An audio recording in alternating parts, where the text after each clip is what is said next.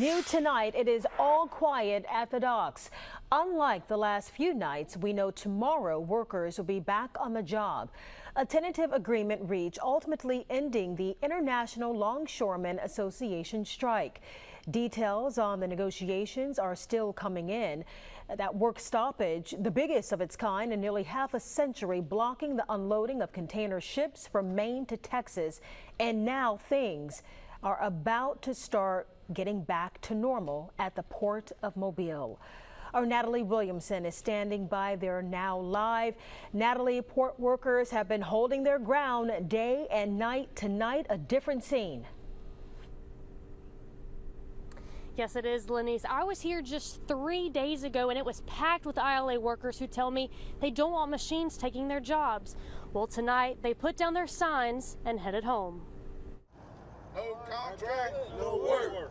No contract, work. Tonight, port worker picket signs have been traded in for a pay raise. For 3 days, longshoremen nationwide, including right here at the Mobile port, stood with signs declaring machines don't feed families, support ILA workers, and no work without a fair contract. When it comes to automation, we'll never agree to it. We have to be available for work 24 hours, 7 days a week.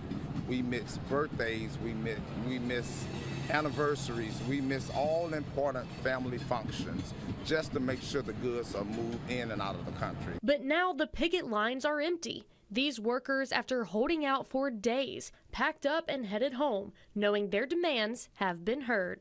According to the Alabama Port Authority, Alabama business owners and manufacturers were losing $10 million each day the ship sat anchored out in our Gulf. The International Longshoremen's Association reporting the United States Maritime Alliance has reached a tentative agreement on wages and have agreed to extend the master contract until January 15, 2025.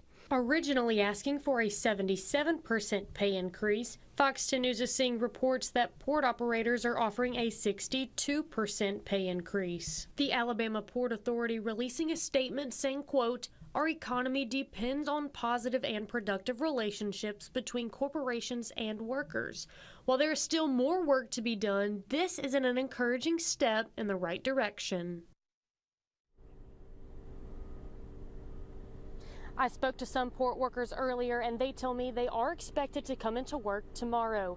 We will continue to keep you updated on air and online as we learn new information. Live in downtown Mobile, Natalie Williamson, Fox 10 News.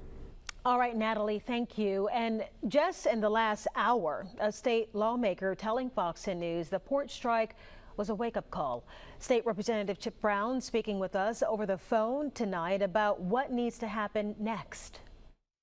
We need to really focus on making goods in the United States. We need to bring those manufacturing jobs back to America. And to give you a scale, just an idea of this strike, it included dock workers at ports from Maine to Texas. This strike affecting 36 ports in all and was the first by a union since 1977.